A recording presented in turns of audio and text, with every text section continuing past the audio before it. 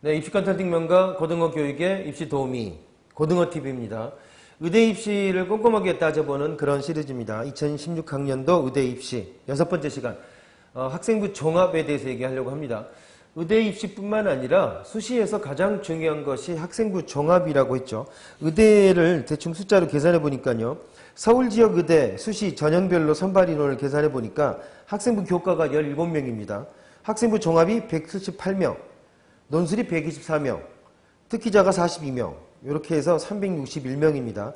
학생부 종합전형이 178명으로 거의 절반 이상, 절반 정도, 이 정도를 선발하고 있습니다. 그러니까 학생부 종합전형이라고 하는 것이 가장 많은 인원을 뽑고 있기 때문에 가장 중요한 전형일 수밖에 없죠. 그리고 학생부 교과 같은 경우는 내신을 진짜 3년 동안 쭉 관리해야 되니까 그거 말고 여러 가지 과학적인 활동이라든가 상벌관계라든가 학교 생활을 우수하겠다든가 동아리 활동, 창의적 체험 활동 이런 것들을 충실하게 한 학생들 같은 경우에는 자기소개서와 서류를 꾸며서 그래서 지원해 볼 수 있는 학생부 종합이라고 하는 것이 훨씬 더 다양하고 매력적인 그런 전형이 아닐 수 없다라는 겁니다.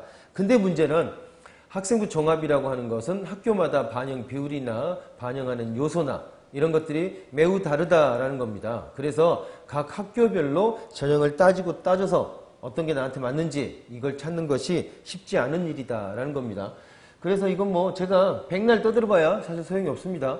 학생이 갖고 있는 스펙이라든가 성적이라든가 이런 것들을 한번 쫙 정리를 해놓고서 과연 나한테 맞는 데가 어딘지 그리고 내가 어느 정도까지 낮춰가 될 건지 아니면 어느 정도 좀 높여가 볼 건지 수시는 6번 지날 수 있는 거니까 이런 것들을 가늠해 보라는 겁니다. 근데 그 가늠에서 첫 번째 조건이 뭔가요?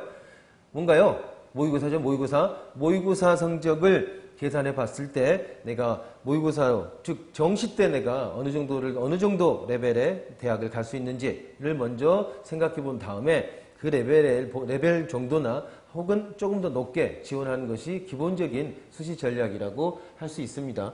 여기 학교별로 다 이렇게 정리가 돼 있죠.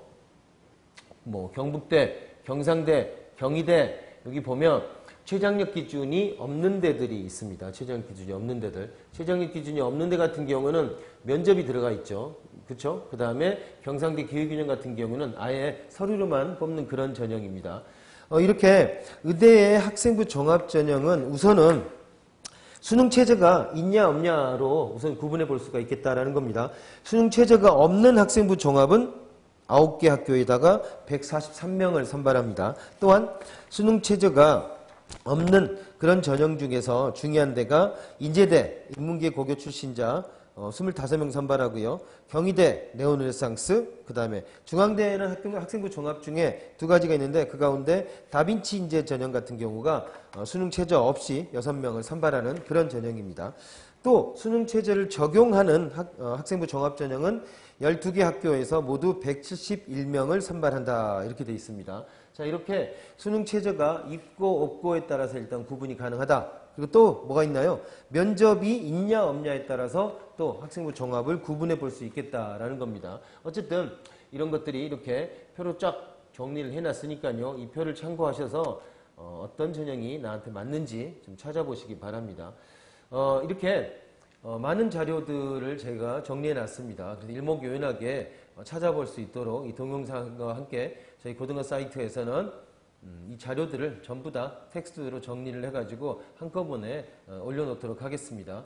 그래야만 이렇게 좀 더 꼼꼼하게 찾아볼 수 있겠죠. 어떻게 하고요? 고등어 커뮤니티에 회원가입을 하시면 이런 것들, 이런 자료뿐만 아니라 그 다음에 수시와 정시에서도 개별 맞춤형으로 컨설팅을 진행하려고 합니다.